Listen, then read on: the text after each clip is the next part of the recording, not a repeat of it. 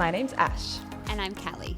And welcome to Paved, the Eating Disorder Recovery Podcast. I want to acknowledge the traditional landowners on which we are recording, the Gadigal and Gubbi Gubbi people. We're back. Hi. Sorry for the bit of a break that we've been on. This one is absolutely my fault, but we are here and raring to go to talk at length about something that I know that we have been planning to talk about for ages. And we all know what it is based on the title because you've clicked on it. And this is It didn't even occur to me.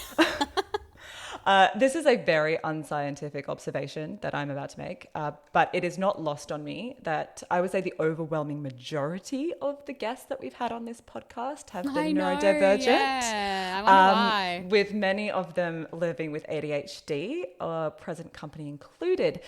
And we are seeing a much greater focus on this when it comes to research and trying to understand the link between neurodivergence and eating disorders, which I'm very excited to not only see what develops there, but also to talk about today. So Callie, as our listeners will know, you are a proud neurodivergent woman who lives with ADHD. Whoop, whoop. I recently was diagnosed with ADHD at the end of last year. Called it. Yes, you did, which I'm sure came as a shock to so many people.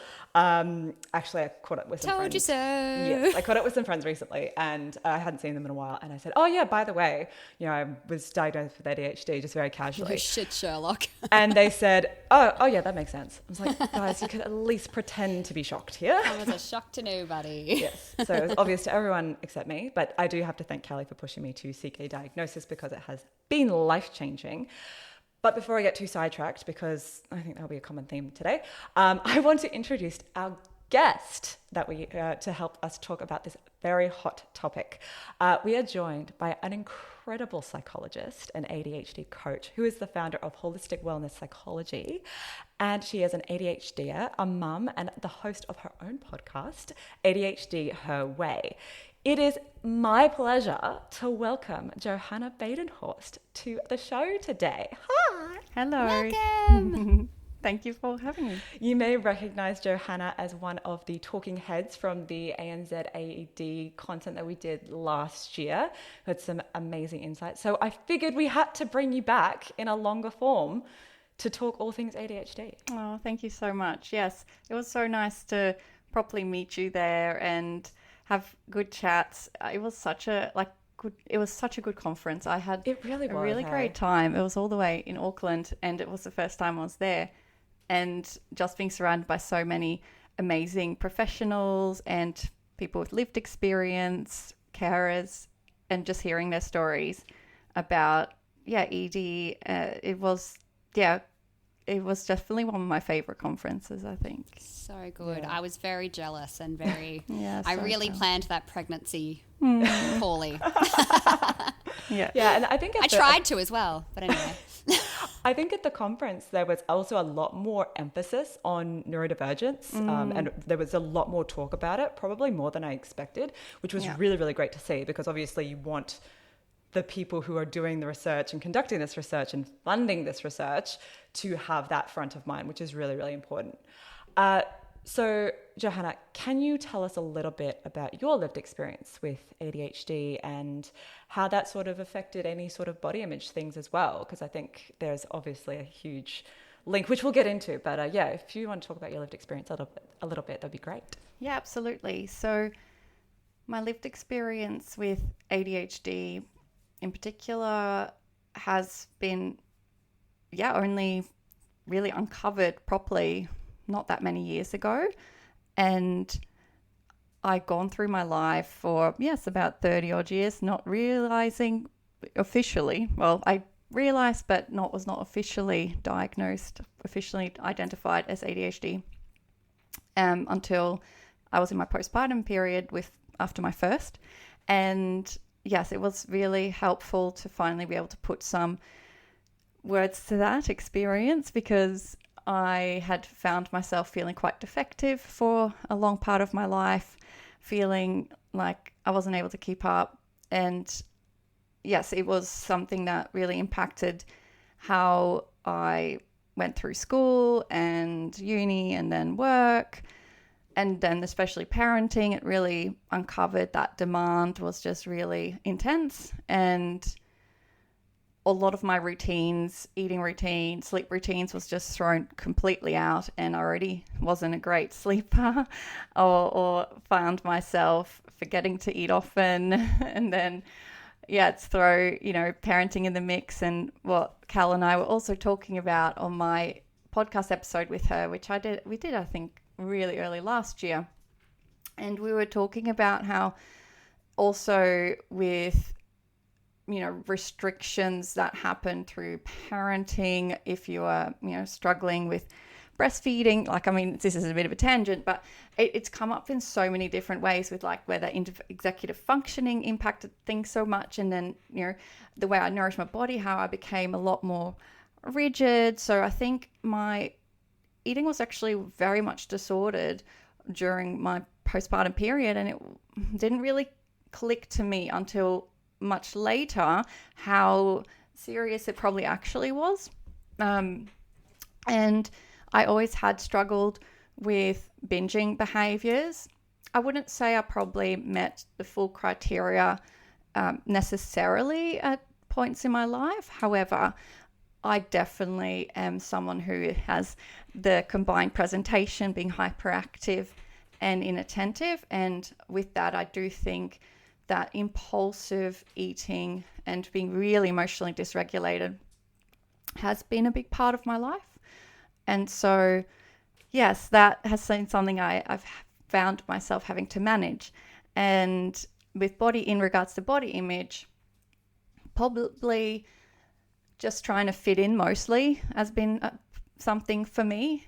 It's not been insanely problematic for me personally. Like, I know that many people are really significantly impacted. I have fortunately grown up in a home environment where we generally had a lot more body neutrality and wasn't a massive focus. So I was quite fortunate in that. I grew up in a farming family and it wasn't a massive part of the focus. I did ballet only briefly. I'm really grateful I didn't stick it out, because I think that in those kind of places, body image and disordered eating is really significant. We know that from the research as well. And so I guess I wasn't exposed to so much problematic views on it, but definitely it had, of course, like I was a teenager, we grew up in a very diet culture, and whilst I'd love to say that I was completely hidden away from that, obviously being on social media, all the rest of it, I obviously was impacted by it. And especially with that, trying to fit in and figuring myself out. And that's just another thing where you can obsess over. But yes, it's definitely been a massive journey, and being a professional myself, I think has helped in terms of what I know are best practice. So that's been both a really positive around my learning experience of what became my special interest, probably being psychology. But yeah, so I can say that it hasn't made it necessarily a lot easier, even though I know the information, I know the strategies. ADHD and all the rest of it still impacts me as well. It's interesting you say that, because I feel like, so I'm currently at the moment in the process of getting some referrals for a psychologist, because I feel like as a mum, I can hear baby in the background, especially as a mum, and I think it's really interesting you brought that link in, Johanna. I guess not necessarily, obviously not in a disordered eating kind of way for me, but managing ADHD as a mum for me currently, whilst I can do it and I know the tools and I use my tools and stuff, I still feel like I need that bit of extra kind of like support and just kind of like a place to be like, get those frustrations out, or just kind of like talk about all of those natural kind of things that exist when you have ADHD and trying to juggle the things in your life. I also really liked what you said around having ADHD and kind of naturally slotting into, and maybe being really mindful of that disordered eating kind of pattern that you can really naturally get into, not only just with ADHD, if you're taking medication, some of the side effects of medication, but also as a parent as well. Or, if you have other life stresses that kind of take your brain away from having to nourish yourself, it is really easy to naturally just slip into that sort of disordered eating kind of pattern, isn't it? Yeah, absolutely. I don't disagree. And also for those who are autistic ADHD, as we know, most of us probably are. When we're neurodivergent, when we're ADHD, usually it comes with its beautiful cousin, autism. And that is something that means that the interoception is something that may be different, and how you pick up on body cues and things like that in terms of your eating cues, as you both would know very well. That is something that is a bit, it's quite different. It doesn't register quite the same. So on top of getting distracted with the ADHD and maybe hyper-focusing, and before you know it, hours have passed and you've completely forgotten to have your lunch, or like me, put it in the microwave and walk away, forgetting about it was ever in there until the end of the day, when your husband opens the microwave and goes, did you forget your lunch? Like, I do that with toast all the time. I always leave it in the toaster, and Drew will come at the end of the day and be like, there's toast in the friggin' toaster again, Caroline. I'm like, oh, that's right. Yeah. Damn it. Yes, and it happens, I'm sure, to so many parents, in all kinds of ways too. You don't have to be neurodivergent to experience that. However, it probably is just more amplified. And the same goes with those hunger cues. Like, it's just more amplified. And that's, there's so many layers. So they're just some of the reasons why we may get into this disordered eating patterns. But that really unintentional restriction is a big one, especially for myself and so many others, neurodivergent women and men. But we can get quickly unintentionally restricting and then quickly snacking. And for me, it's forgetting to buy proper foods quite often, or having an empty fridge and being able to, just kind of stuck with whatever is there to snack on. So yes, we can end up reaching for things that are just a quick fix. And that's why I do really set good intentions around making sure I have always got things accessible, big fruit bowls and things, because I do find that I need that brain power to obviously function. It's such a conundrum, isn't it? Yeah, totally. I know that this is a pretty obvious question, but I was just about to in ask the case same question. people don't know, what is ADHD? Mm-hmm. Because I think there's this big misconception that it's, hyperactive boys, like disrupting classrooms. And we all know that that's not what it is at all. It can sometimes manifest in that way, but not always. So yes, can you tell us a little bit about what ADHD actually is? Yeah, absolutely. So it's, obviously stands for attention deficit hyperactivity disorder. It can come in various forms, probably to combine being the most common diagnosis, being that it is both hyperactive, impulsive, and also inattentive. For many women, probably the more common diagnosis, that or the inattentive subtype. And then there is the hyperactive impulsive subtype as well. And what that means is that it is misunderstood as being like that hyperactive boy that is really quickly distracted, that lacks focus. But in fact, it's really where us regulating our attention differently. So it's not that we have a lack of focus, is that where we put our focus is perhaps where the problem may lie. And so it is starting to understand that we have very interest-based brain, where there is a, let's say, imbalance, I suppose, of like neurotransmitters like dopamine and norepinephrine.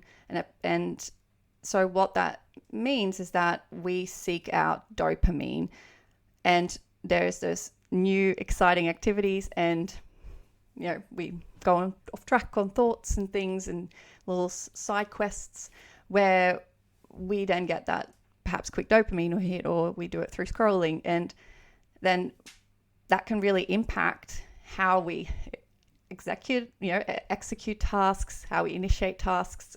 Procrastination comes into the picture. So it impacts a various amount of executive functions.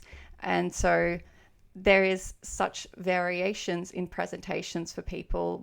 Women internalize symptoms a lot more. So you may see it as more of a racing mind and more emotional dysregulation. Rejection sensitive dysphoria is a big feature, whilst not in a DSM-5, the diagnostic manual. It is something that is really, really common for women. Present. Yeah. Especially, I find, neurodivergent women, both ADHD and autistic women, tend to struggle quite a bit with that too.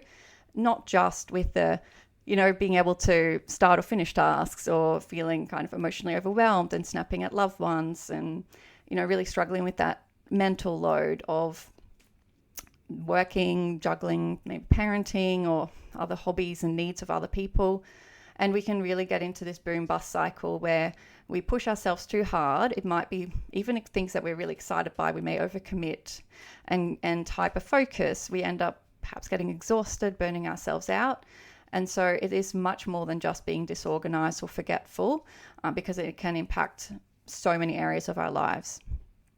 It's funny, even just listening to you kind of like explain what ADHD is so validating, isn't it? Mm-hmm. Like, were you listening to that, Ash, and like, oh, I just feel it's like a warm little hug. Like, oh, like I just feel so validated by that, because like you said, Ash, like it's so often kind of reduced to this very kind of one sort of picture of what it is. To hear it in that kind of length, in that kind of way, it's just, I hope like a lot of people listening feel super validated by that, because I did.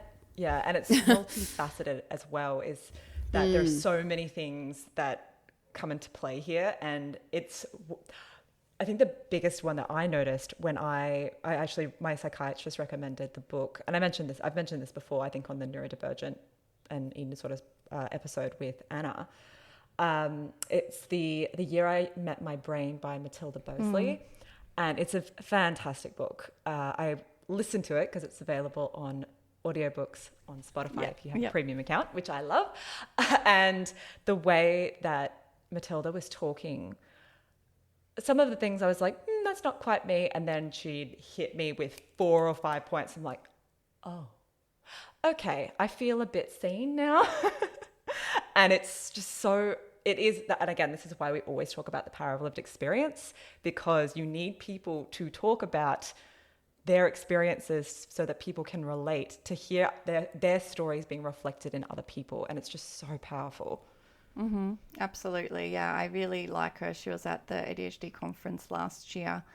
And yes, when I was listening to her book, I did the same. I listened to it. I find, especially as an adult, I struggle really getting through books, especially really more heavier books. This one was very light, though, I have to admit. It was really easy to get through and really very easy, quite to funny in places, and then, obviously upsetting in others. But I feel very strongly like I've done so many of the things that she mentioned in the book. So it was very like, not directly, examples of, but it very much felt like, oh yes, I do so many of those things where, some of the funny things of her, breaking a vase as she was like deep into watching reality TV, and then went off to go and glue it back together, and then she missed a very important work meeting, and she ended up then basically sitting in the bath naked having this work meeting or something like that. I can't really recall the exact example, but it was just so funny. I'm like, whilst I have another exact thing, I too can get very deep into the same things and have missed important things quite frequently. Yes, even today we couldn't really get ready on time. Thank goodness you messaged though saying I'll be on in a second, because I saw that message and I was like, what do you mean? I was like, oh shit. I was about 2 minutes away from texting you. Oh, thank God. Are you both meeting? Making it though? Oh God, thank goodness. One thing I loved about that book as well, I'll link it in the description if anyone wants to go have a look at it. What's it called? Sorry, did you say that already? The Year I Met My Brain. Okay. By Matilda Bosley. It's I'll have to put that in my, Yeah, it's the way she described executive functioning, I really actually, because it was a very visual way that she described it, and she described it as a woman called Ethel that's sitting in your brain. And apologies, Matilda, if you're listening. Hi. That'd be nice. But I'm probably going to bastardize this, but it's this woman, and she keeps getting all of these requests coming into her desk, and then if she's got, if your brain has executive functioning that is, functioning properly, or not properly, you know what I mean? It's a non-neurodivergent brain. It's, the Ethel will be able to compartmentalize and organize things very, very quickly. Obviously, people get overwhelmed and things like that. But in a neurodivergent brain, you've got requests coming from left, right, and center. You look at one request, like, oh, I've got to fill this in. Oh, but that actually reminds me, I've got to go fill in this request that was put on my desk 2 weeks ago. Oh my God, I'm running late with that. Oh, I feel really overwhelmed right now. And it's just this madness in your brain, and it gets you very emotionally flustered. And for me, being able to self-regulate emotions was such a huge part of my ADHD. And exactly what you were saying, Johanna, about racing thoughts, which meant that I had been misdiagnosed. I just thought I had generalized anxiety disorder for ages. And that leads me into my next question, which is, how has ADHD diagnosis sort of changed, or how it's been viewed has been changed? Because there is so much misdiagnosis that happens because people just miss it. Or / it's been overdiagnosed. Well, yes, that's true. Because everyone's got ADHD these days. Yes. You've got to see someone in a mum group say that their son or daughter has ADHD in a mum group and see the flocks of crunchy mums come in. But anyway, sorry, take the floor. I know there's a lot of misconceptions out there, and some of those being quite significant ones, which are very can be so damaging and invalidating and dismissive, and causing a lot more women to mask and even more internalize their symptoms, already feeling a lot of shame about them as it is, and imposters. Like, I think one of the things that makes it so hard for women to reach out for help when they have these traits, they feel there could be something more to it.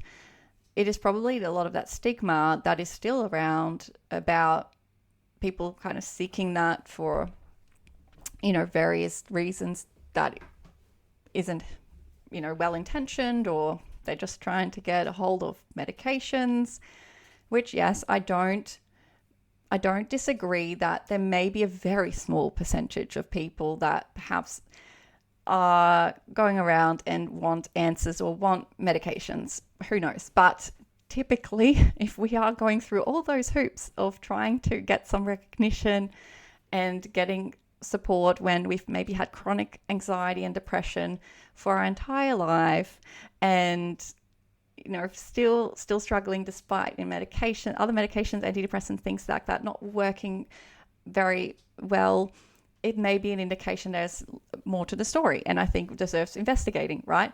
And so, especially the financial commitment that it takes as well, right? It's an accessibility issue as well for many people.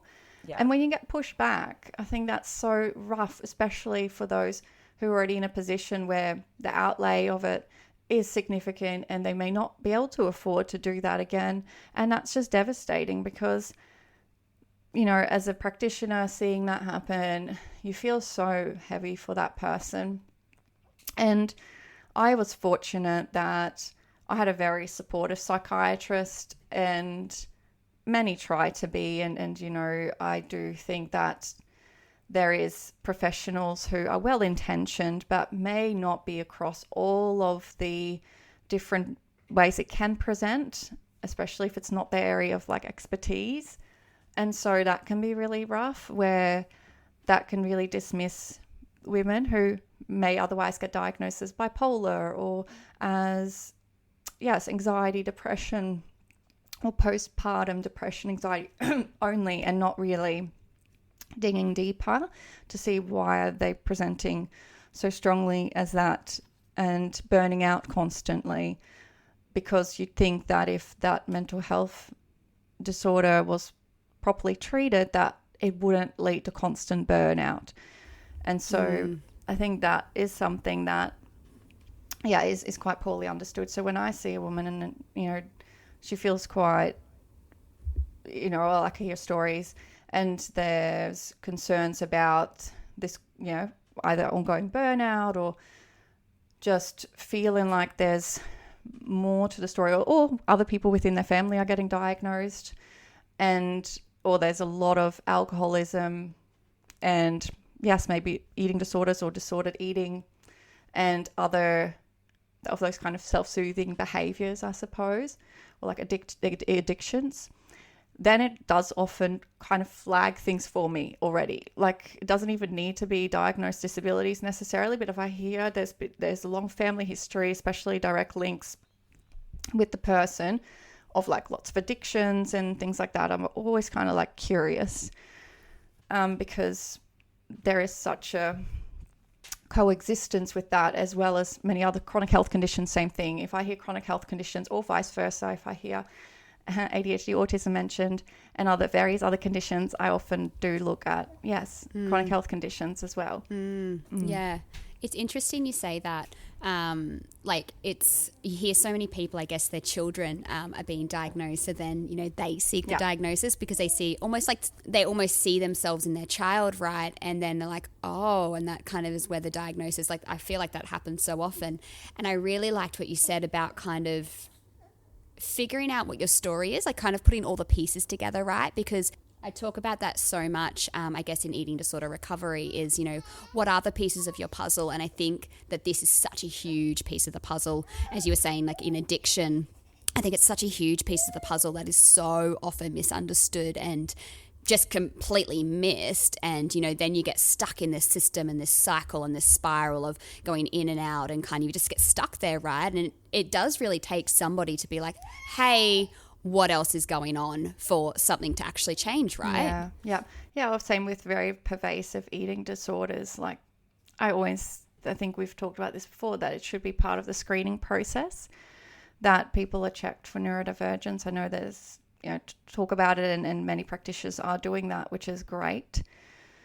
But that is something that, I would definitely consider if someone keeps really struggling and there's such rigidity around it, and it's so pervasive, is that, has autism been considered? Has ADHD been considered? Because I feel like potentially otherwise people may recover potentially, I don't know, quicker or perhaps, or no, totally. And I'm very open about that. I'm very open about that with my kind of journey. I freaking hate that word, but journey, in that, I feel like if that had been seen earlier, would I actually have been able to receive the treatments that I needed to be able to recover, and then be quicker or earlier, and less trauma through that whole period, right? If they were more neurodiversity affirming.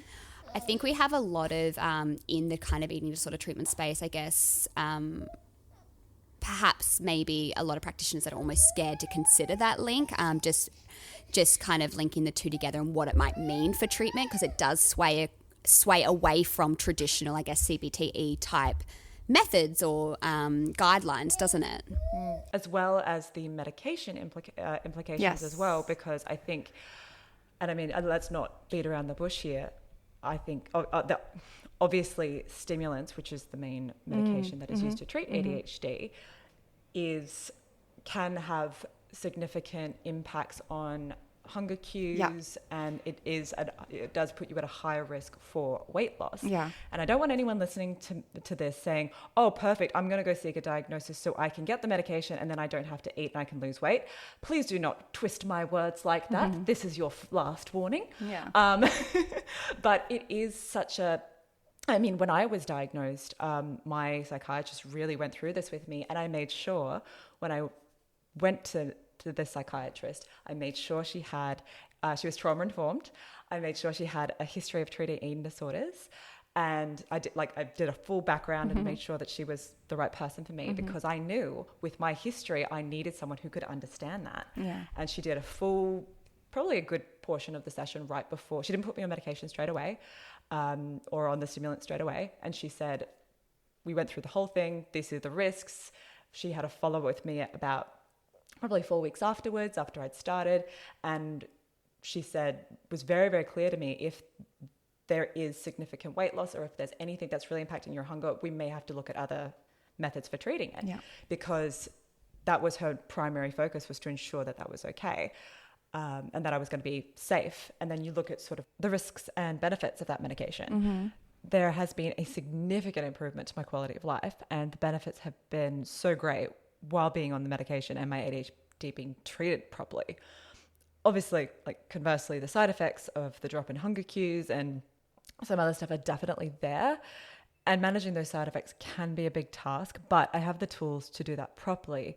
And to me, that sort of more of a hassle is worth it to continue on the medication that I'm on, because those benefits to my quality of life have been so great, because, you know, ADHD has been treated properly for the first time.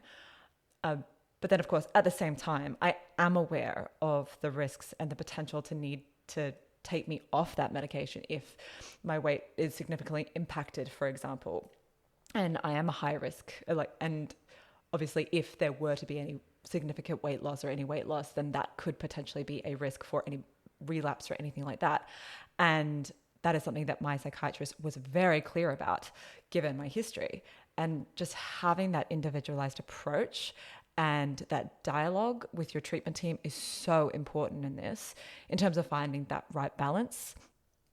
But of course, at the same time, I totally see the apprehension for some clinicians to, you know, and the apprehension of prescribing things like stimulants while undergoing eating disorder recovery, as they may not want to take on those risks. But at the same time, you need to look at the relationship between the ADHD and the eating disorder, especially if that eating disorder is being used as a coping strategy for untreated or unmanaged ADHD or things like that. Because then you have to look, are you really treating the eating disorder properly, and can recovery occur without that being treated simultaneously? Whether that's with medication or not, it really is individualized. But it's about looking at your treatment team and having them weigh up those risk versus benefits depending on the right time. If medication isn't an option, then maybe looking at something else. Sorry, that was a big spiel, but I totally get the concerns there. And that was actually something that was touched on at the ANZ AED conference, Johanna, the talk that we saw that mentioned this specifically, talking about that risk-benefit relationship and how it should be looked at closely if someone with ADHD presents with an eating disorder. Yeah, absolutely. I think that you hit so many important points there, and I'm glad that you had such a supportive psychiatrist who was able to explore that and consider those things without judgment, and was willing and able to try to meet you where your needs were at, because it is something that I hear in people I work with and yes, at the conference, and I thought were really interesting considerations around the medication. And there fortunately is different options. There's non-stimulants and there's stimulants, and obviously for other people, antidepressants may be a better option, or non-medication options is so valid as well. But it would be good if you had access to whichever one worked the best for you, and that there, yes, is risks and then there are benefits. And as long as it's monitored well and the practitioners are well informed and work together inside of like whether it's multidisciplinary or, you know, some capacity to have a good collaborative relationship with the client, that should then be manageable. And I think when the person feels heard and validated and their autonomy doesn't really get completely taken away, that I think is a much more helpful way to approach this, where, yes, to empower the person to be like, you know, there's these options and, you know, we'll work together to try and work this out. And then I think can make a person seem no matter where they're at, whether it's to do with eating disorders, whether it's to do with wanting to work on managing their neurodivergence differently, you know, if people can simply just hear them out, hear their story, you know, show them that I'm here with you, like we're going to do this together, and all your feelings around this are valid. It sets for a much better foundation of working together, and for the person to feel like they are going to be able to, manage this feeling well supported and not like an alien or, you know, completely defective. Totally. It's funny you say that, because I had quite the opposite experience with being diagnosed in psychiatrist, Ash. I think I've spoken about this before. I acknowledge that that my experience was absolutely privileged. But it should be the standard though, right? Like, totally. Unfortunately, my experience was that psychiatrists, you know, just because there was a history of an eating disorder there, just was a bit crap. Anyway, I won't go into that. But I wanted to ask Johanna on that. And I've swayed completely away from the questions here, Ash, and so sorry for that. But I just wanted to ask on that, because what that just triggered in my brain was like, how can a psychologist assist in this? Because obviously that's an area that you specialize in. And I'm assuming, you see a lot of your clients are neurodivergent, and, you would help in that area. Talk us through that. Sure. So I probably haven't worked as much in it entirely as of a bit more recently, I suppose. But yes, I have worked in the eating disorder space and neurodivergent space for some time now, especially in adult women. So I just want to preface that is, where I'm coming from. It's not that I know for every age and, every background and every consideration here. So I'm a bit particular in who I accept and work with, because that's important. But yes, if it is around, the presentation of, yes, neurodivergence and also an eating disorder or disordered eating even, that I think for me has been working with a dietitian and try and work closely with the GP or psychiatrist as well, if they're also involved. And yes, ideally all being on the same page. And for me, it's been quite easy to work with dietitians in my space. I have some really good ones that work really well with disordered eating and are very neurodiversity informed and affirming. So I think that makes a massive difference when you have professionals who have quite a good grounding in both, or have lived experience. I think also makes a massive difference. It can be very validating for the client, and also makes it a lot easier to, as work as a practitioner, I find, if they're at least neurodiversity affirming. So that's a big part. But yes, otherwise I try and really work with getting a good understanding of, who the person is, what their story is, and really that it is part of their story, but it's not entirely exactly who they are. Like, they have been seen as, the eating disorder person, or, that's been a big label of theirs. Unfortunately, a lot of fear, or just that defectiveness has been something that has been a massive focus, as if something that they've, held on to so tightly or intentionally, when that's not the case. And so when I come in, I really try and just really validate them, understand their story. And I think it's so important, like I've said before, I don't want to repeat myself too much, but just to make the persons feel really heard. And then really looking at whether it's screeners to perhaps rule in certain things. And that being something that is just, common practice, because we may not know the full story here. Maybe there is more to the story. And I think gently exploring that, if the person is up to it, sharing that information with them so they feel more empowered, because when we know different, we can do different. And then I inform the other practitioners of that, which I think is helpful if I find that actually there's a bit more to the story, and that, maybe have a neurodivergent brain, or they came to me as being ADHD and maybe they are also autistic, or vice versa. And we may explore that, or we may just talk about that and what that might mean. So I think doing those kind of things is really crucial. We love that.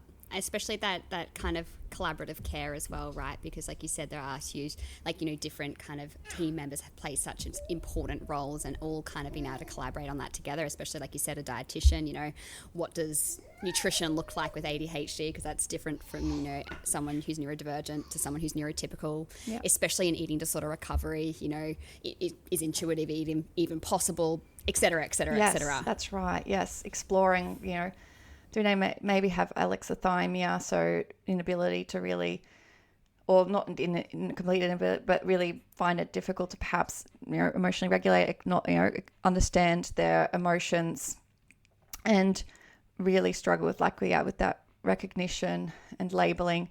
So if that's part of it, it's very possible that they might really struggle too with other interoception and maybe even checking that. So that, when you're teaching skills, you have to really start at really foundational things here. And that's what I will often then pass on to the dietitian, which they often already pick up on anyway.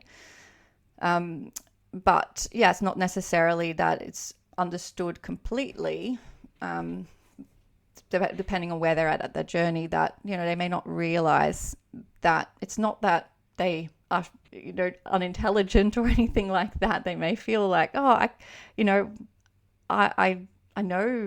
that I have feelings, but it's always when I'm just anxious is a feeling that comes up a lot, or overwhelmed, and I find it harder to dig deeper. And the reason why that is so important is actually because when we can really name that feeling and we can understand what is the unmet need underneath, we can actually meet that or have that validated for us, or uphold a boundary of some sort. And I think, again, for us neurodivergent people, when we've struggled for a lot of our life to trust our bodies, to trust our own feelings, because we've been told that, even hunger, things like that, you may have been told like, oh no, you're not hungry, or you don't need just to stop eat when you're full. Yes. It's like, okay, what does that mean?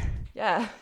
Same with feelings, like, oh no, you're not feeling that way. Like, there's a lot of connections there that, yes, leaves a person more emotionally dysregulated. When we're more emotionally dysregulated, it leads to, yes, disordered eating patterns a lot of the time. And same with sleep, disordered sleep. So, there is a lot of connections here. And so if we really help a person with those skills and help those people around them understand that too, or, support them in a different way, it might really help. And the access to medications, et cetera, the list goes on. But yeah, it can together really help the person to go, oh, okay, like I just have to do it in this way. And then, this is how I work around those skills, or this is how it best lands for me. Things like CBT is a really good grounding, perhaps, and gives a lot of good skills. But then there might be more other modalities that actually really land for a person too. And so it is, for me, like compassion focused therapy is really, really helpful, I find, which is not that directly for people who are somewhere in their eating disorder recovery and things like that. But it is for neurodivergent people, one of the, starting to gain a lot of traction. But it is true for, they have also looked at compassion focused therapy and that for, eating disorders. So I do think that is a really interesting space, and we know that self-compassion is incredibly important when it comes to, body image and eating habits and everything like that. So that is also something that I find important for people to, wind in somewhere as practitioners, or just to be able to practice themselves. Absolutely. Something you said, I think you both said it, the fact that ADHD and neurodivergence is not screened for eating disorders is insane to me, because it requires such a individualized approach to treat someone with an eating disorder, like alone, and then add in neurodivergence on top of that. It really needs to be quite a very specific approach tailored to that individual, which is why it's bizarre to me that it's not screened for. But also, I think there is such a crossover between those who have eating disorders and those who are neurodivergent, and particularly those who have ADHD. And I did look up on Eating Disorders Neurodiversity Australia ahead of this, because I wanted to see, okay, what is the actual crossover in the increased risk, for example, the increased risk of those who have ADHD developing eating disorders. And out of all neurodivergence, ADHD actually has the greater risk, which I found very interesting. And it's estimated that ADHD this is direct quote from Eating Disorders Neurodiversity Australia, by the way, so I'm giving credit to them. It's estimated that ADHD-ers are 3 to 6 times more at risk of developing and struggling with an eating disorder. And ADHD is also vastly under or misdiagnosed in women and other minority groups, which of course we all knew. But also, and there has been in a lot of the research, a lot more emphasis placed on the connection between ADHD and bulimia nervosa or binge eating disorder. However, ADHD has been correlated with all eating disorder subtypes. So don't think that just because you fit into, a subtype outside of those two, that it's like, okay, well, I might not have ADHD. But it's also, as you said, Johanna, the link between autism and ADHD can co-occur. And we know that autism and eating disorders also has a high correlation as well. And all of this just goes to show that eating disorders are extremely complex and multidimensional. Yeah. And they should be screened for. Yeah. And it's bizarre to me, especially with everything that we know now. And that neurodiversity affirming care,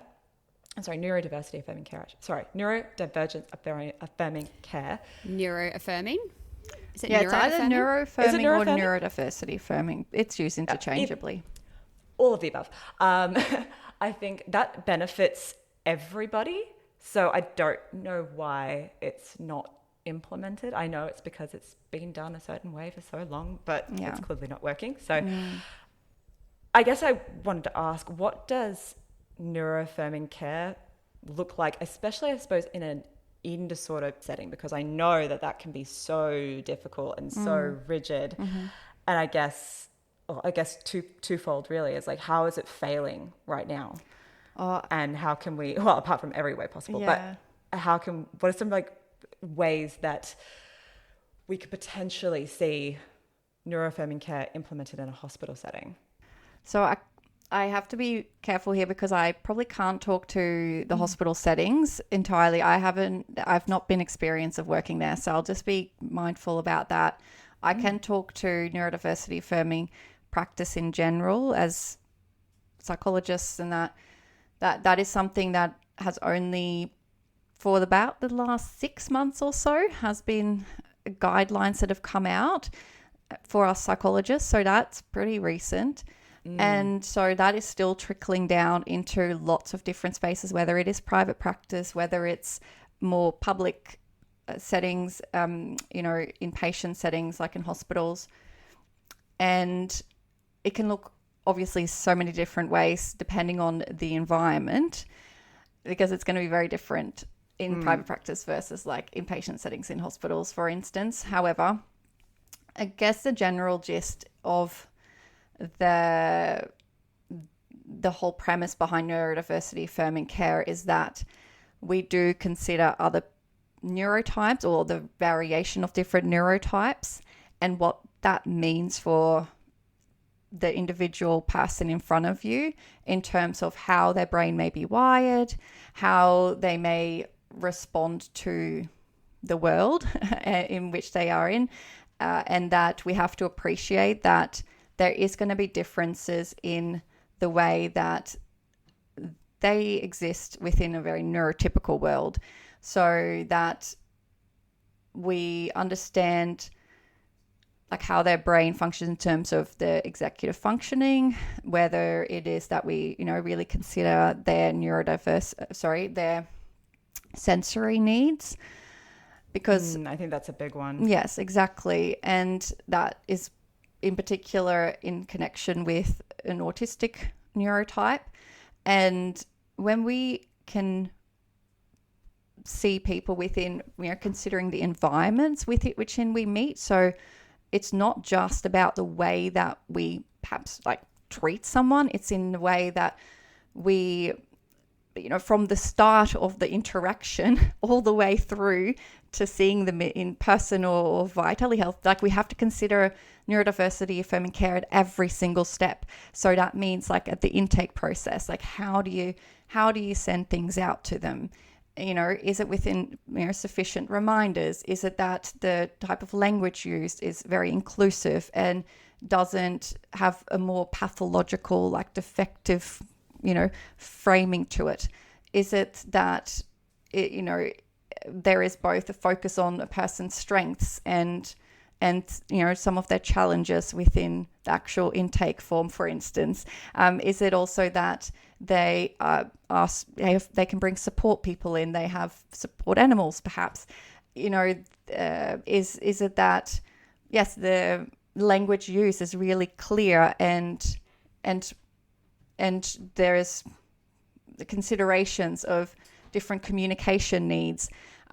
Is it, the appointment room space, is that really sensory soothing as opposed to really activating?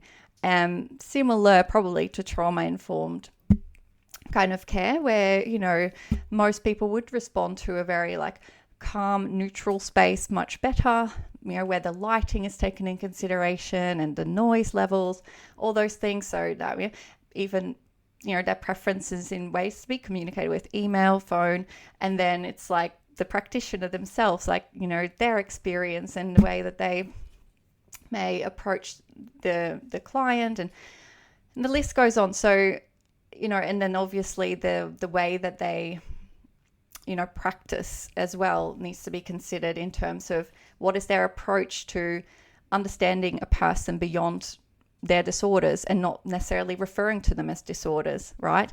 And especially when it comes to disability, that we recognize that we don't use the phrasing as disordered where possible, because it is something that is a different way of our brain operating. It's not something that we just are needing to fix. There's nothing defective about us as such. So you see how it's so many different steps. There's opportunities in meeting the individual's needs differently. And on all honesty, if you're doing neurodiversity affirming practice, it serves everyone. It's for every brain type, right? Because you're literally just meeting the person where their preference are at, their needs, and checking in with communication styles, all the things that probably would benefit all neurotypes, not just neurodivergent ones. Yeah.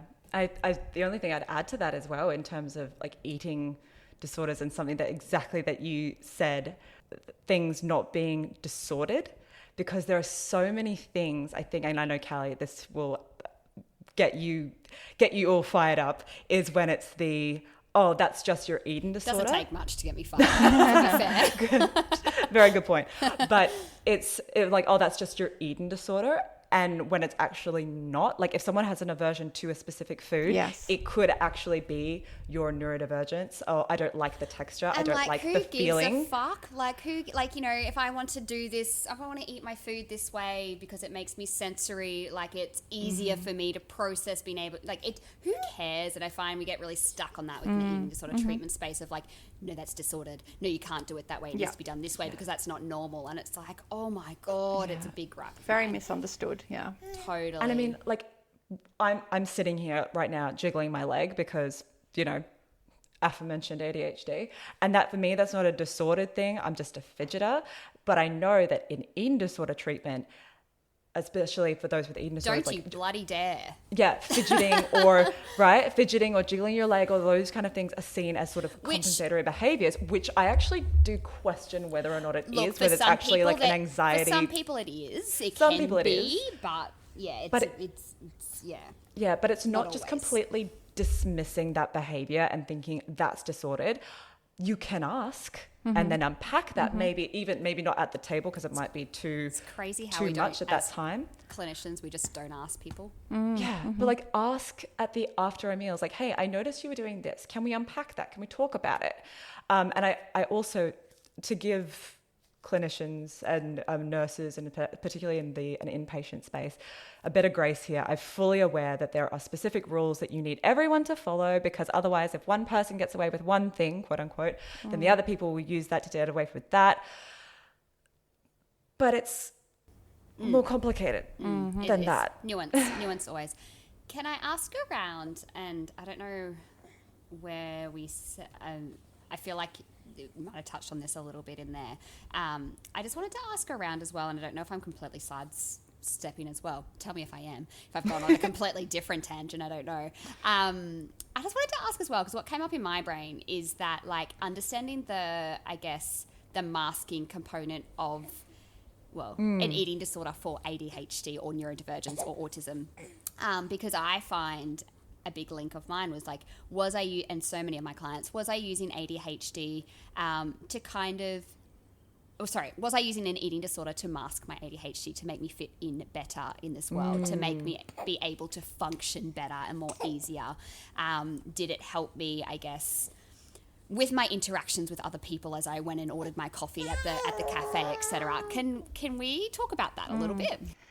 Yeah, it's an interesting point that you make. As you were talking, I'm like, yeah, that kind of makes sense as a way to fit in or feel, especially if you have other friends and, you know, you obviously are very impressionable, or especially as a teenager, perhaps as you're kind of trying to form your identity, but also later on, not necessarily just then. As, you know, neurodivergent people, we may find ourselves struggling to grapple with who we are because we have masked our entire existence, basically, really conforming to what other people need from us and wanting to feel a sense of belonging. So we may change ourselves, we mask, we assimilate or overcompensate.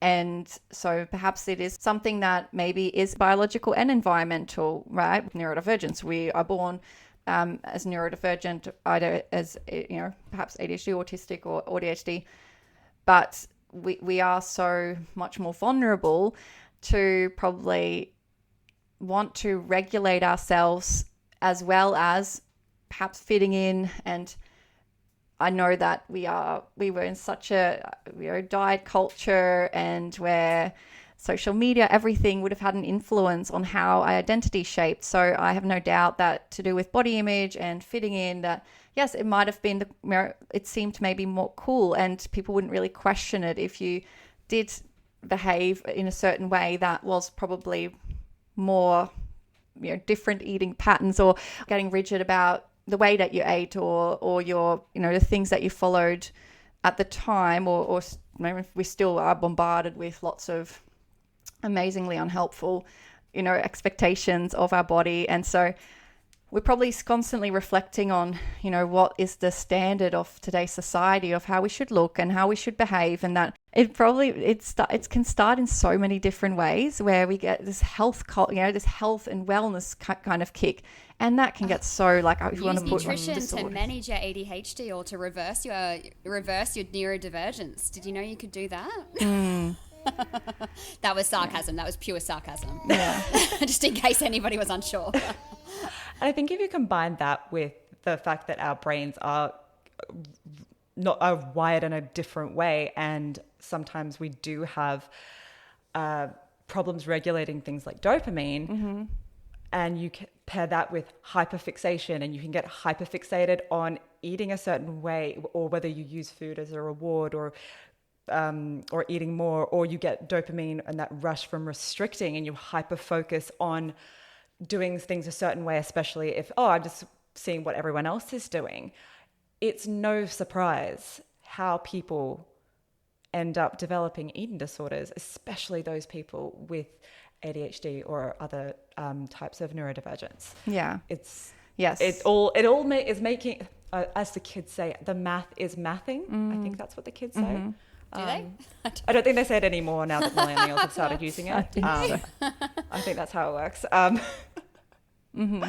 I guess the last thing, bringing us in for a landing, one of your favorite things that you talk about on your Instagram as well as on your podcast is ways that you can manage ADHD, and tips and tricks on how to, because you're an ADHD coach and this is like your flair, is of one of the things that you do best. I was wondering if you could maybe give us your top 3 sort of tips on how to manage people for managing ADHD, especially because it's important to recognize ADHD is not curable. No, not through nutrition. And nor do we want to cure it. No, it's how do we manage it? It's not like we know life any other way. So it's more just, okay, I don't see it as something that needs to be fixed, but okay, if we live in a neuronormative world, and sometimes we just got to manage things as best as possible. What are some of your top 3 tips on how to manage ADHD? Sure, absolutely. I don't disagree that we definitely need to approach it differently. And first of all, I already mentioned it a bit earlier, but self-compassion is probably the number one thing that we need more of in our lives, and is incredibly hard for many of us to actually implement. But coming back to that as much as you can of, how can I just show up for myself with a bit more kindness and a bit more compassion, even just more neutrally, even if it feels hard to reach for complete kindness and love for yourself. See if you can just be less judgmental to start with. But ideally, just being more curious about what's happening for you rather than immediately shutting yourself down or slamming yourself for having made a mistake, and actually if I, consider the circumstances, it kind of makes sense, right? I am human and I am allowed to make mistakes. But it is hard. It's not something that comes naturally always, perhaps. So maybe that's when to reach out to a health professional. So, obviously that is a big tip as well, is to work with people who are able to support you wherever you are at your journey, whether it be mental health professionals, if you're at that stage where you have maybe quite a bit of trauma to work through, as well as managing ADHD if there's, more underneath that. And, especially if self-compassion feels really out of reach.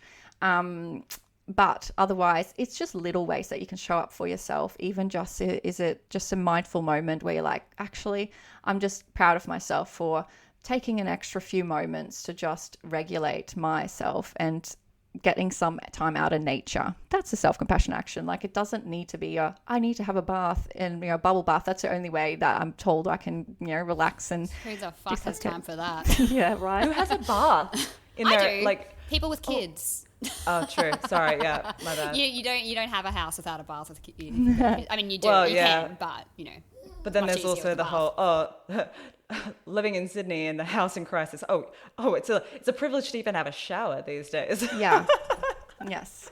So yes, there's obviously whatever ways that you can be self-compassionate, right? It doesn't need to be through certain particular actions, but and then also just that we need to maybe reframe what productivity means, what success means, and that it's not so maybe emphasis on time management, or because we may really struggle with that, and about finding the right productivity system necessarily. It may be part of your what helps for you, part of your strategies or your toolkit, but really focusing on how can I manage my energy, how can I regulate myself so that I have then the ability to prioritize differently, where can I recharge so that I can space out my energy, can kind of pace myself throughout the week, or look at my hormone cycles and really use that to inform where I'm at my most productive, or where I'm at my,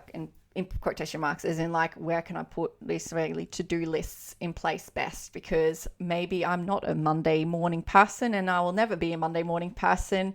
And especially not when I'm about to have my period and I'm PMSing or PMDDing really, really hard.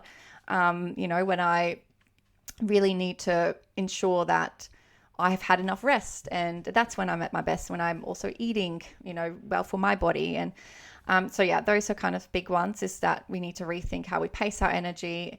And then probably number 3 is that, you may need externalized accountability or supports, I would say, that it's that body doubling and having something, body doubling. What that means is being able to work alongside someone else, or, doing tasks or making plans with someone there, even if it's just in the same space as you. Big fan of body doubling. It can really There's boost websites motivation. for it too, hey? Yes, I you have. actually join websites, hey? Yeah. So you can join little coaching groups. That's what I hope to also be running, is some of those types of things, because I really personally find myself really enjoying both the social connection element of working alongside others. It can be a bit distracting, but I probably it fills my cup at the same time. Whereas if I'm by myself and isolated, and I don't really have someone who both can hold me a bit accountable for getting through things, I do find that having a VA helps me incredibly. So outsourcing, there's probably more than 3 points in all of this, to be honest. But so whether, yes, have a look at my Instagram if you want, and join my newsletter for just a bit, more depth Link in to the this. description down below. Yeah, that's anytime you want to plug this. Yeah, is, yeah, you know, 100%. absolutely. No. Yeah, but yeah, hopefully there's a few points in there that have helped. Like, so yeah, the big ones being like self-compassion and really externalizing the kind of accountability and supports, and also yes, really being aware of, you know, your energy management and your cycle. So that mindful piece around like, what are my energy levels? Where am I at in my cycles? And how can I best pace my energy based on that? I know that that really hit hard for me, especially that energy kind of management. And I have given it some thought before, but it just reminds me again to give it some thought. Because last night, for example, I had 4 hours of broken sleep. So my energy today is, you know, low. And it's really hard, I think. Like, I always really struggle being quite judgmental of my productivity at the moment, especially, I think, as a working mum. Somewhat like, you know, very broken sleep and very little sleep. And I'm always like, in linking in the self-compassion idea as well, I always am quite judgmental of myself, of that, of like, I need to be achieving X, Y, Z, especially as a business owner. And that just gives me a really good reminder to be like, at the moment, it looks a little bit different. Absolutely. And I think as well, just on top of that, is people with ADHD often don't have good sleep to begin with. So it can just absolutely be a massive pile on. I think things that have helped for me as well is learning about ADHD, because I've always been one of the ones to like learn the thing. I need to learn as much about something in order to really understand it, and then how it can relate to me. And that I found was really, really helpful to understand why my brain works differently, because then I can identify certain things and be like, okay, that's probably what it is. And it's not about, oh, well, I have ADHD, so just excuse that behavior. For me, it's not that. It's understanding it so that I can help manage it as well, and seeing where it comes from. Yeah. I learned so much from your Instagram, Johanna, like even just that link between, I guess, my cycle and like chronic health conditions as well. I find so often you put a post up, I'm like, oh, okay, here we go. So I really do actually, and this isn't just, I mean, it is a plug, but it also is like a really real recommendation to go check out your Instagram page, because there is so much information there. My computer's getting pulled away. Link in the description below.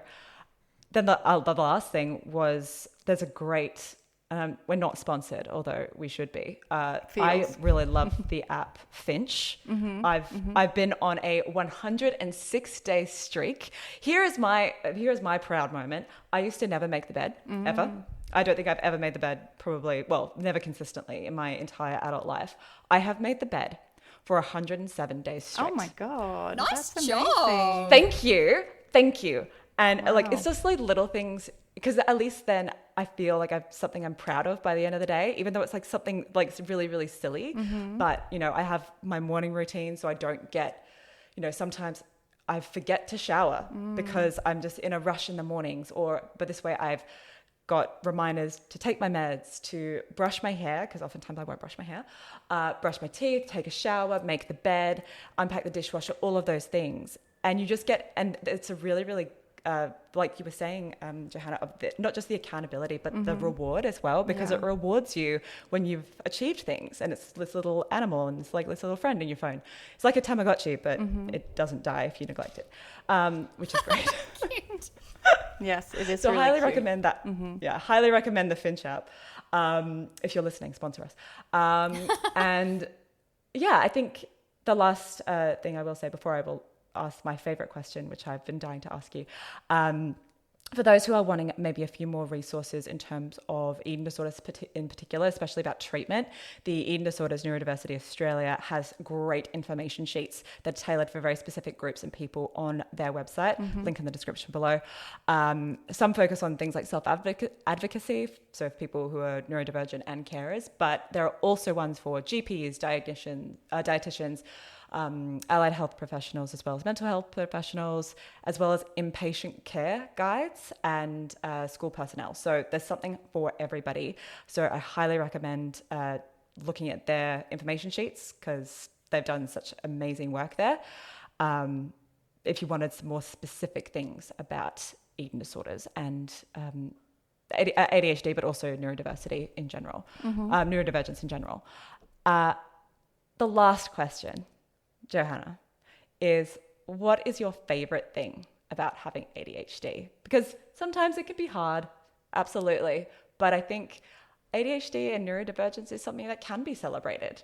So what is your favorite thing about having ADHD? Yes, it is one of those things that is a bit of a conundrum. I do agree. Like, whilst I'm really appreciative for, and I would probably not change anything necessarily about my brain as such, just about, the way this world, and I can't control that, the way that this world is, I would love for this neurotypical world to be a lot more neurodiversity affirming. But yes, if I were to say that how I can best lean into, I guess, my strengths, and they are strengths because I have lived with, ADHD all my life, is that I'm very adaptable and I find I can pivot really quickly and think outside the box, which makes life quite exciting.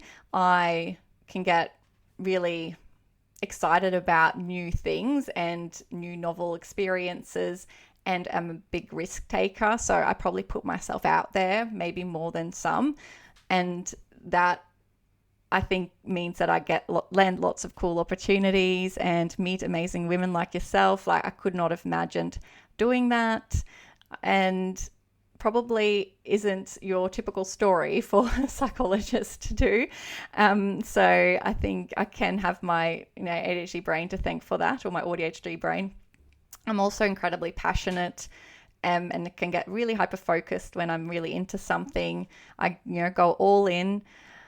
And was that it? Or otherwise, my creativity is probably another one that whilst, I haven't really stuck to any hobbies, I probably come back to creativity as something that, surprises me all the time, that I find both, whether it's problem solving creatively or just really leaning into, painting, drawing, all those really creative and colourful things that make life a lot more exciting and interesting.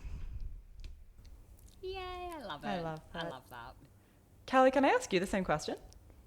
Yeah, sure. What do I love about my... Oh, God. It's probably a lot of similar things, but probably more so... Do you know what? I'm a chaotic person, and I love it because I feel like it draws people in to be able to relate to the world, if that makes sense. As in, like, I feel like it gives people the invitation to be chaotic or messy or be their true selves as well. And I really love that about myself because...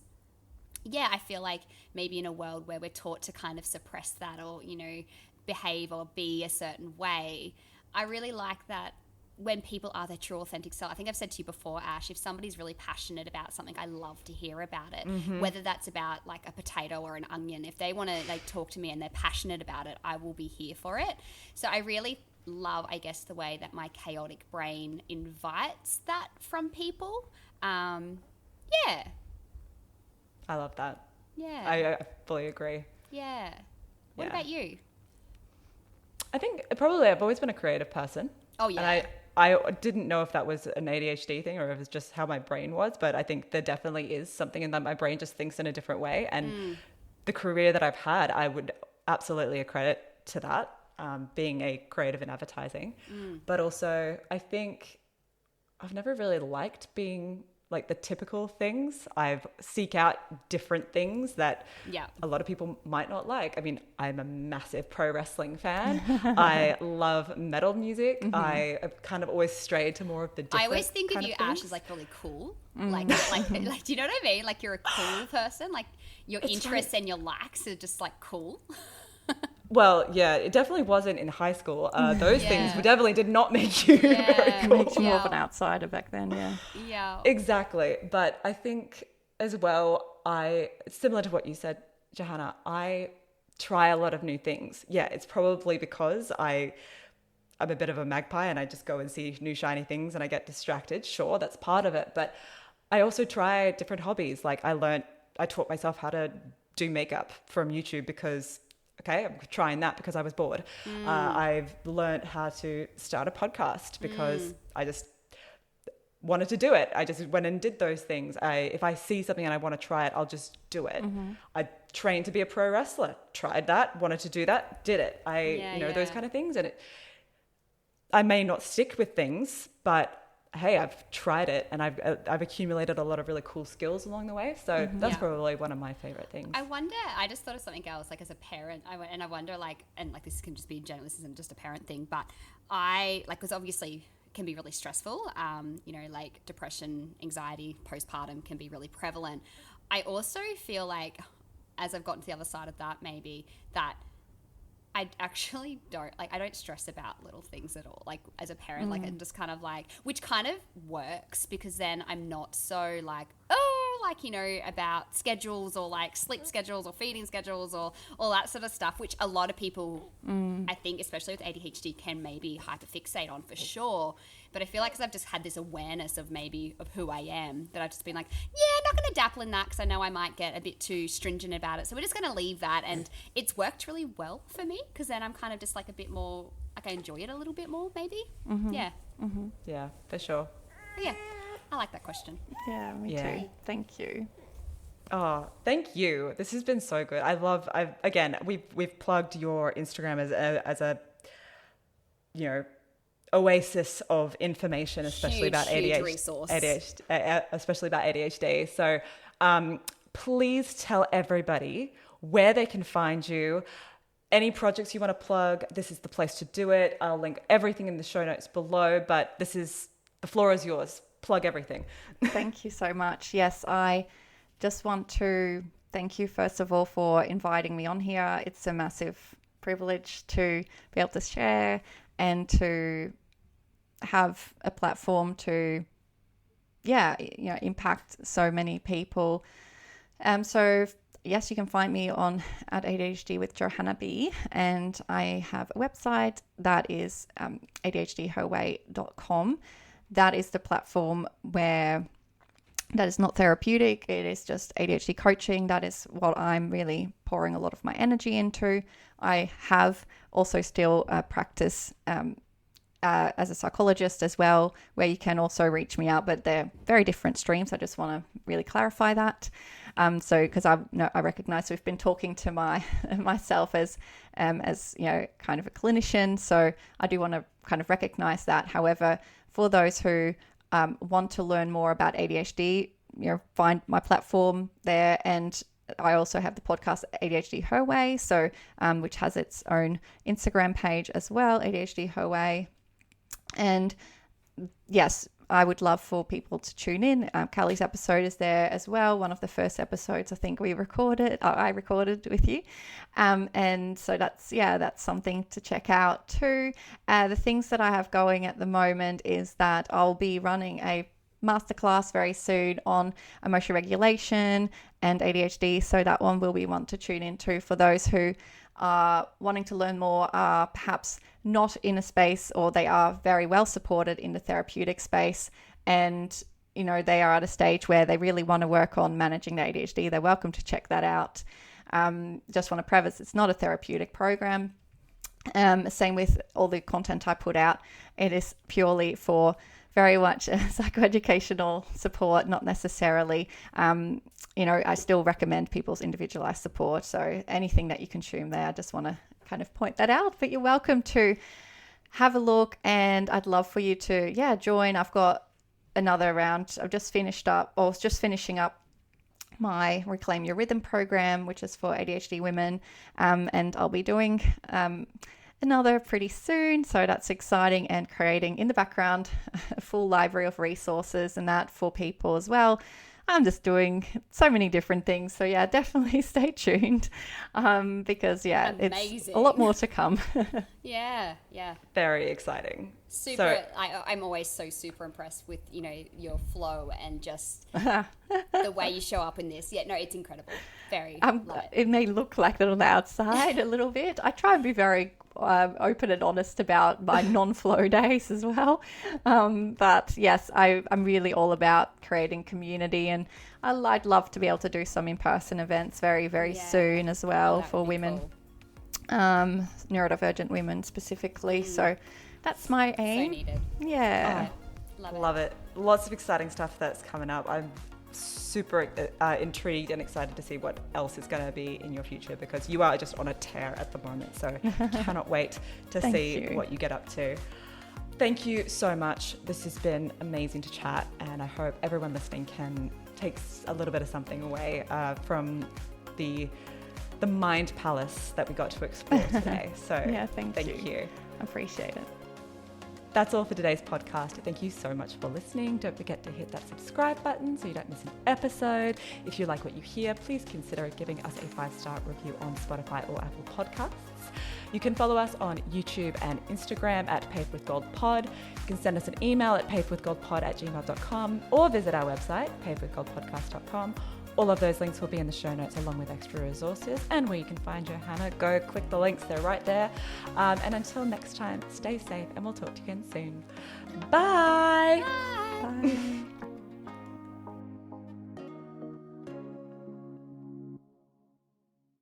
This podcast is general in nature and has not taken your personal circumstances or medical history into account.